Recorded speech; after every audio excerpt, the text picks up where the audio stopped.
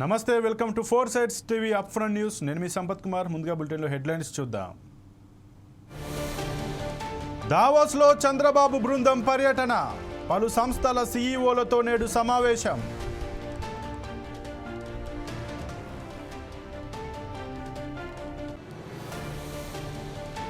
హైదరాబాద్లో ఐటీ సోదాల కలకలం, ప్రొడ్యూసర్ దిల్ రాజు నివాసంలో తనిఖీలు.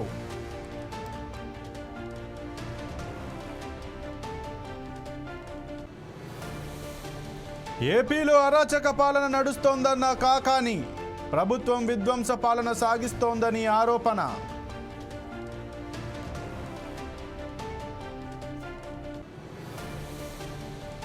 అనకాపల్లి జిల్లా పరవాడ ఫార్మాసిటీలో అగ్ని ప్రమాదం, ఎఫ్లూయెంట్ ట్యాంక్ నుంచి ఎగిసిపడుతున్న మంటలు.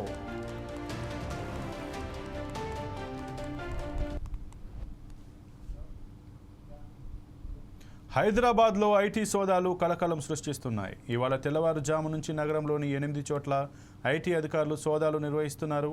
బంజారాహిల్స్, జూబ్లీహిల్స్, కొండాపూర్, గచ్చిబౌలి సహా పలు ప్రాంతాల్లో తనిఖీలు కొనసాగుతున్నాయి. తెలుగు సినీ నిర్మాతల నివాసాలపై ఐటీ శాఖ అధికారులు సోదాలు చేస్తున్నారు. ప్రముఖ ప్రొడ్యూసర్స్ దిల్ రాజు, శిరీష్, దిల్ రాజు కూతురు హన్సితారెడ్డి నివాసాలపై ఐటీ సోదాలు జరుగుతున్నాయి. సంక్రాంతికి భారీ బడ్జెట్తో గేమ్ చేంజర్ సంక్రాంతికి వస్తున్న సినిమాలకు దిల్ రాజు ప్రొడ్యూస్ చేశారు.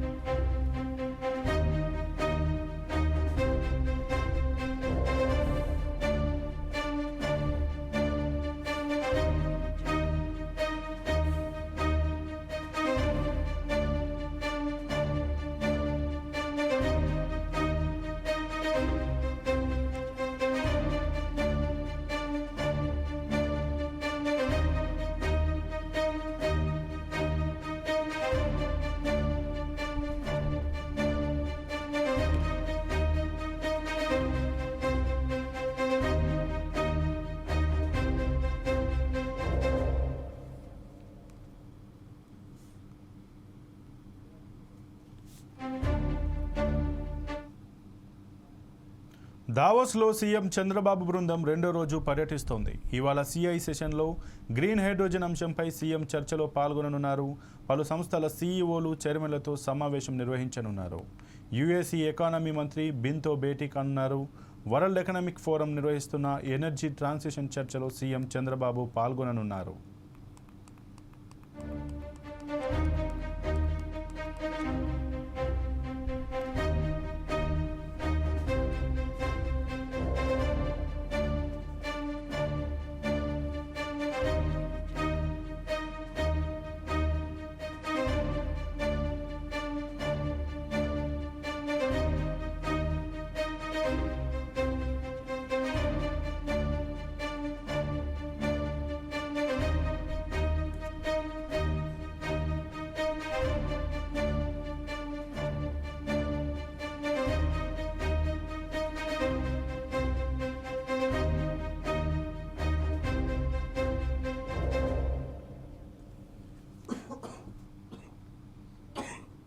తెలంగాణలో కాంగ్రెస్ ప్రభుత్వం వచ్చిన తర్వాత రైతులకు రైతు బంధు సహాయం అందించేలా ప్రణాళిక చేపట్టింది.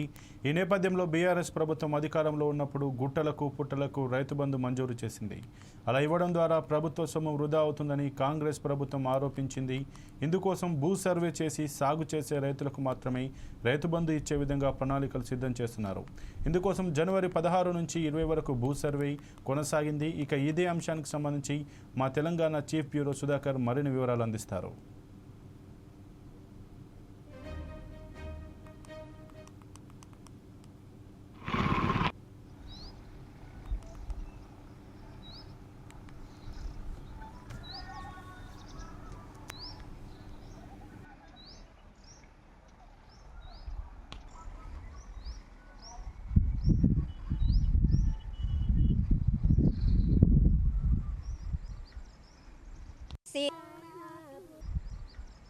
పాలు పోసి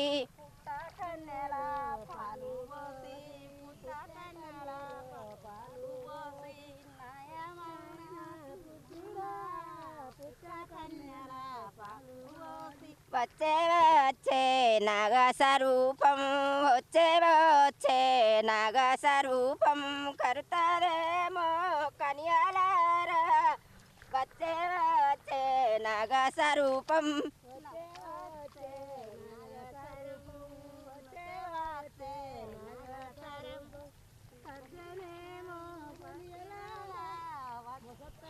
సిగ్గులేని గొల్లాలంతా సిగ్గులేని గొల్లాలంతా సీరలిడిసి దానమడిరి సిగ్గులేని గొల్లాలంతా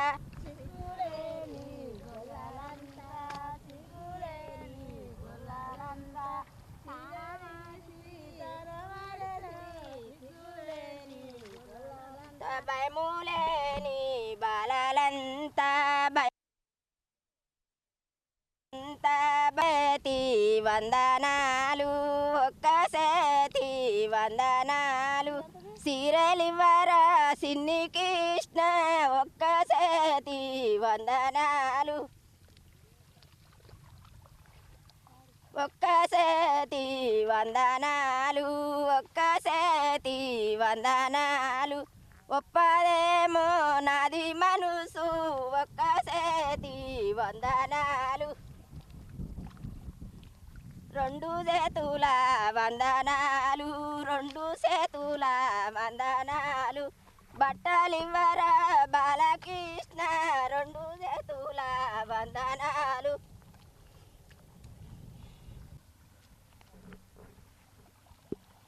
మా దాంట్లో మేము పోసుకొని అడ్జస్ట్ అయిపోగా ఇప్పుడు ఈ ఎకరం నారుకే ఒక నారుకే మేము పీకినందుకు కాదు ఒక నారుకే 5,000 6,000 ఖర్చు వచ్చింది. ఇగో లబ్బర్లు వేసుకొని సంచిలో పెట్టుకొని వస్తుంది చూడు ఇది ఎంత ఖరాబ్ అయిందో. ఇది ఎనుకునేసరికి ఎంత ఖర్చు అవుతుంది మాకు ఇదంతా చూడు ఇది ఎనుకునేసరికి ఎన్ని పడుతుంది మందు చల్లాల మేము ఎంత కష్టపడుతుంది అవుతుంది ఇది గ్యారెంటీ లేదా ఎనుకునేసరికి. తెలంగాణ రాష్ట్రంలో కాంగ్రెస్ ప్రభుత్వం వచ్చిన తర్వాత రైతులకు రైతు భరోసా ఇస్తామని చెప్పడం జరిగింది. అది కూడా సంవత్సరానికి 14 వెళ్ళినారు. కానీ ఇప్పుడు ఆ 14 కాస్త 12కు కుదించడం జరిగింది. అయితే దీని మీద భూ సర్వే చేస్తున్న నేపథ్యం కనబడుతుంది. అయితే రాష్ట్ర ప్రభుత్వం మాత్రము భూ సర్వేలో నిజంగా ఎవరు కాస్తులో ఉన్న రైతులు ఉన్నారో వారికి మాత్రమే రైతు భరోసా ఇస్తామని చెప్పడం జరిగింది. మనతో కొంత రైతులు ఉన్నారు. ఈ రైతు భరోసా వల్ల వీరికి న్యాయం జరుగుతుందా అన్యాయం జరుగుతుందా అసలు ఈ రైతు భరోసా అనేది కరెక్టేనా తెలుసుకునే ప్రయత్నం చేద్దాం. అమ్మ నమస్తే. ఏం పేరమ్మా? సరేనా. ఏందమ్మా ఇప్పుడు కాంగ్రెస్ ప్రభుత్వం వచ్చింది కదా వచ్చినాక ఎలా ఉంది ప్రభుత్వ పరిపాలన? మంచిగానే ఉన్నది. మంచిగానే ఉందా? రైతు బంధు పడ్డదా? ఎక్కడ అయ్యో ఎక్కడ మరి అయ్యో మరి మంచి కాకుంటే ఏమంటాం మనం ఎత్తివి మంచి అనాలే. ఎట్లా ఇప్పుడు ఈ రైతు భరోసా కింద సర్వే భూ సర్వే చేస్తా అంటారు. మరి సర్వే చేస్తే వాళ్ళ లాభం ఉందా మనకు? వాళ్ళు ఎట్లిస్తే కట్టినాయి మనం అంతే కదా. లాభం ఎక్కడున్నది? ఆ వరకు కేసీఆర్ ఇచ్చిండు కదా ఇప్పుడు ఇచ్చిండా? మరి ఎందుకు మీరు అడుగుతా మరి ప్రభుత్వాన్ని? ఎవరు అడిగితే వాళ్ళ ఇంటి అనలే. అంతేనా? మరి ఎట్లా ఏం చేద్దాం? నువ్వే చెప్పాలా బాధ నీదే కదా. ఇప్పుడు సర్వే చేస్తే నీకు వస్తుందో రాదో నువ్వు నీకే తెలియదు కదా. ఇక అందరు వాళ్ళుగా మనం అందరు మాట్లాడుతున్నాం కదా గెలిచేది. మనం అందరం ఎత్తేనే ఓట్లు ఎత్తాను. ఇప్పుడు కాంగ్రెస్ ప్రభుత్వం వచ్చి సంవత్సరం అవుతాం కదా. సంవత్సరంలో ఎన్నిసార్లు రైతు బంధు పడ్డది? ఎక్కడ ఆసింగి బాయ్ బానకాలం బాయ్ 2 పంటలు పోయినాయి. మూడో పంట దగ్గరకు వస్తాను. ఇప్పుడే అయితే నమ్మకం ఉందా నీకు? ఎక్కడ ఎత్తాడు? సంక్రాంతి అనే దీపాలు అనే చీరలు అనే గీరలు అనే అని బాయ్. అయ్యో మరి ఎట్లా మరి ఏం చేద్దాం? ఏం చేస్తాం? మరి ఏం చేద్దాం అనుకుంటా? మరి ఏమి ఇస్తలే కదా. ఏమి ఇస్తలేరంటే అడగాలి మనే. మీరు మీటింగ్ పెట్టాలి మేము వస్తాం. సో ఈ తల్లి మాత్రము ఆ ప్రభుత్వం వచ్చిన తర్వాత అంటే బీఆర్ఎస్ ప్రభుత్వంలో మాకు రైతు బంధు పడింది, ఈ ప్రభుత్వం హయాలు ఏం లేదు, అది ఇస్తా ఇది మాటలు చెప్పింది. మనతో ఒక రైతు అన్నాడు. ఆ బ్రదర్ని అడిగి తెలిసిన ప్రయత్నం చేద్దాం. బ్రదర్ నమస్తే. ఏందన్నా కాంగ్రెస్ ప్రభుత్వం వచ్చేంత ఎలా ఉంది కాంగ్రెస్ ప్రభుత్వం పరిపాలన? అస్సలే మంచి లేదు. అసలు ఈ ప్రభుత్వమే మంచి లేదు. ఏ పనులు లేవు ఇప్పటి వరకు. ఏ పనులు చేయలేదు, ఏమి ఇవ్వలేదు. రైతు బంధు లేదు, ఏది లేదు. ఒక్కటే బస్ టికెట్ లేడీస్ కని పెట్టిండు కదా, ఒక్కటి తప్పితే ఏమీ ప్రయోజనం లేదు. ఇప్పుడు ఈ మధ్యలో కాలంలో రైతు భరోసా కింద భూ సర్వే చేస్తాను. ఈ భూ సర్వే చేస్తే బీఆర్ఎస్ ప్రభుత్వం అందరికీ రైతు బంధు వచ్చింది. మరి ఈ రైతు సర్వే చేస్తే కొంతమంది రైతులకు రాకుండా పోతుంది. నష్టం వాటిల్దా మీకు? అంటే బాగున్న వాళ్ళకి ఇవ్వకుండా పర్లేదు, కానీ కనీసం ఇంత ఉన్నదని పెట్టినప్పుడు అంతవల్లకన్నా ఇవ్వాలి కదా కనీసం. సరే గుట్టలు అవి వేసుకున్నారు, ఇచ్చిండ్రు, వాళ్ళు అనవసరంగా నష్టం చేసిండ్రు అని అన్నారు. సరే మరి ఉన్న వరకైనా ఇస్తలేరు కదా. ఇప్పుడు మూడు పోయినాయి, కాలాలు పోయినాయి. 3 కాలాల నుంచి మాకెంత 18,000 3 ఎకరాలు ఉన్నది నాకు. 3 ఆల 18 54,000 పోయినట్టేనే నాకు. ఇట్లా మనిషికి ఒక 54,000 పోతే రాష్ట్ర జనాలకి ఎంత మిగిలినట్టు చెప్పు, వాళ్ళకు ప్రభుత్వానికి ఎంత మిగిలినట్టు. అయితే గత ప్రభుత్వ హయాంలో రోడ్ల కానీ గుట్టల కానీ పుట్టల కానీ రైతు బంధు వచ్చింది. ఇచ్చిండు. మరి ఇప్పుడు దాన్ని తీసేద్దాం చెప్పి అంటున్నారు. సరే దాన్ని తీస్తే తీయని, కానీ సాధారణ పౌరులకు తీసేస్తే నష్టం పడలేదా? సాధారణ పౌరుని కన్నా ఇవ్వాలి కదా, ఇవ్వకుంటే ఏం లాభం. వాళ్ళకి ఇచ్చిండు, అందరికి ఇచ్చిండు. కొత్తగా ప్రభుత్వం ఏర్పాటు చేసి అంతా చేసిండు. అన్ని ఏర్పడ్డ సంవత్సరాలకి అన్ని చేసినా కూడా అంతా ఓకే అయిన తర్వాత కూడా వీనికి ఇది కూడా చేతనైతలేదు. దేనికి ప్రభుత్వం అంతే మరి. సో అన్న మాత్రం కూడా చెప్తాడు, గత ప్రభుత్వం అంటే బీఆర్ఎస్ ప్రభుత్వం మాత్రము రోడ్లకు గుట్టల పుట్టలకు ఏ విధంగా రైతు బంధు ఇచ్చారో అది కాదు, ఇప్పుడైనా సరే అవన్నీ ప్రభుత్వం తీసేసిన తర్వాత నిజమైన రైతులకన్నా ఇవ్వాలని చెప్పడం జరుగుతుంది. సో మనతోటి మళ్ళీ అవ్వ ఉంది, ఆ అవ్వను కూడా అడిగే ప్రయత్నం చేద్దాం. అమ్మ నమస్తే అమ్మా, ఎట్లుందమ్మా నాటు? మంచిగా. మరి రేవంత్ అన్న డబ్బులు ఇచ్చిండా? ఇచ్చిండు. ఎంత ఇచ్చిండు? 2,000. 2,000 అది కాదు పెన్షన్ కాదు, ఈ మన ఒకసారి పైకి లేమ్మా, పొలాలకు రైతు బంధు అయ్యో ఇచ్చినట్ట కదా, అసలు ఇయ్యలేదా? నాకు ఎకరాలు లేవయ్యా, నాకు 3 బిడ్డలే, ఏం లేకుండా అమ్మి పెళ్లి చేసిన, రెక్కలే మిగిలినాయి. ఏం లేదు, 2,000 పింఛన్ తోటే బతాను అయ్యా. ఇది ఇప్పుడు కొత్తగా సర్వే చేస్తాను కమ్మా, ఈ సర్వే చేస్తే సార్ నీకన్నా భూమి లేదనుకో, భూమి ఉన్న వాళ్ళ సర్వే చేస్తే వాళ్ళ భూమి లేని పరిస్థితి అంటే గుట్టలు పుట్టలు ఉంటాయి కదా, వాళ్ళ డబ్బులు లేదు, వాళ్ళ పరిస్థితి ఎట్లా? ఎందుకు ఇవ్వాలి వాళ్ళకు? గుట్టలకు చెట్లకు ఎందుకు ఇవ్వాలి పైసలు? కాసులు ఉన్నోళ్ళకి ఇస్తారా, లేనోళ్ళకే ఇవ్వాలి. ఉన్నోళ్ళు పోయి ఉన్నోళ్ళకే ఇచ్చా, లేనోళ్ళు పోయి ఉన్నోళ్ళకే ఇచ్చాను అన్నట్టు. లేనోళ్ళ వాళ్ళు సర్కారు చూస్తా ఉన్నోళ్ళకే పెడతాడు అన్నం, లేనోళ్ళకి పెడతలేడు. సరేనమ్మా, ఇది పరిస్థితి. మనతోటి మరో మహిళ ఉంది, ఆ మహిళ అనేది పరిచేద్దాం. ఒక యువ రైతు. ఏదైనా సరే తెలంగాణ రాష్ట్రం అంటేనే రైతు రాజ్యం, రైతులు ఏంది మాత్రం రైతు చేస్తాను వెన్నుముక్క అని చెప్పడం జరుగుతుంది.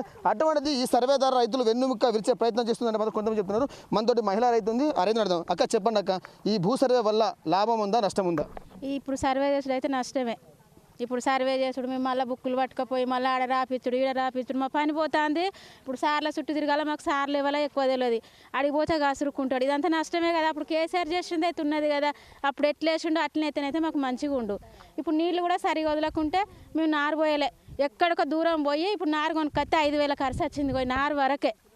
మళ్ళీ ఇక ఈ కూలీలకు నిన్న ఆడేసినాము, ఇవాళ ఈడేసినాం. 3 రోజులు అవుతుంది నాటు పడేసరికి. ఎకరం నాటుకే 3 రోజులు అవుతుంది. వేరే మన అక్కడికి పోయి కొనుక్కొచ్చినాం, బావి కింద నారు. అదే కాలువల నీళ్ళు మంచిగా ఎప్పట్లాగా ఇడిచేది ఉంటే మేము ఇక్కడ నారు పోసుకుంటే నీళ్ళలో బీకేసుకుంటే మాకు తొందరగా అయ్యేది. ఇప్పుడు పోతానే మేము నారు పోసుకునే టైంలో పోలే, మరి ఎత్తడో వేయడో, మరి 10,000 ఖర్చు 15,000 ఖర్చు వస్తుంది ఎట్లా అని భయపడ్డాం. ఇప్పుడు వదిలిపెట్టేసరికి అక్కడికి పోయి కొనుక్కొచ్చుకున్నాం. ఇట్లా నష్టం అవుతుంది. చదువుకునే పిల్లలను మేము పోయి పీక్కొచ్చుకున్నాం, టాటా వేసి మాట్లాడుకొని పోయి 5-6 వేల ఖర్చు వచ్చింది. ఇదంతా నష్టమే కదా రైతులకు. కాంగ్రెస్ ప్రభుత్వం పరిపాలన మంచిగా లేదు, మంచిగా లేదు. మన కార్గు కేసీఆర్ వచ్చిండు, మంచిగా అనిపించింది. ఆడపిల్లలకే కానీ మా వ్యవసాయదారులకే కానీ మంచిగా జరిగింది. ఎవ్వరేం మాకు దగ్గర ఏం కాదు, వాళ్ళేమో చుట్టాలు కాదు, వీళ్ళు చుట్టాలు కాదు. అప్పుడైతే మంచిగా అనిపించింది. ఇప్పుడు మాత్రం ఏది మంచిగా లేదు, మంచిగా లేదు. మాకు 2 లక్షలు మాఫీ అన్నారు కదా, ఎంత ఇంకా 86,000 మాఫీ కావాలి, లేదు కాలే. 70,000 చిల్లర వచ్చినాయి. తిరిగి ఊకున్నాం, బుక్ అయిపోయింది. తిరిగి ఈడయ్యా ఆడయ్యా బ్యాంకులో బుక్ పడగొట్టుకున్నాం. ఇప్పుడు ఇక జిరాక్స్ పట్టుకొని మరి ఏం చేయాలో ఇప్పుడు. సో చూశారు కదా రైతుల ఆవేదన. ఈసారి కాంగ్రెస్ ప్రభుత్వం చేపట్టిన ఈ భూ సర్వే వల్ల మాత్రం నిజంగా చెప్పాలనుకుంటే రైతులకు ఇబ్బంది అంటున్నారు. ఎందుకంటే ఈ భూ సర్వే చేయడం ద్వారా గత ప్రభుత్వ హయాంలో ఏ విధంగా రైతు బంధు ఇచ్చారో అదే తరహాలో ఈసారి రైతు బంధు ఇస్తే మాత్రం సాధారణ పౌరులు కానీ రైతులకు కానీ న్యాయం జరిగి ఉంటుంది. కానీ కాంగ్రెస్ ప్రభుత్వం సంవత్సర కాలంలో మాత్రం 2 పంటలు అయిపోయాయి. ఈ 2 దఫాలకు సంబంధించిన పంటకు ఏ ఒక్కరు కూడా రైతు బంధు ఇవ్వలేదు. ఈసారి ఇస్తామని చెప్పడం జరుగుతుంది, కానీ ఈసారి ఇస్తారా లేదా అనేది మాత్రం సందిగ్ధ వాతావరణం నెలకొందని మాత్రం మొత్తం రైతులు చెప్తున్నారు. ఇది ప్రస్తుతం భూ సర్వే మీద forces TV ground reports. Cameraman బాల్తో సువాకర్, ఫోర్సెస్ టీవీ, వరంగల్. ఇక ఇవి ఇప్పటివరకు బులెటిన్లోని అప్డేట్స్. మరిన్ని అప్డేట్స్ కోసం చూస్తూనే ఉండండి 4 సైడ్స్ టీవీ.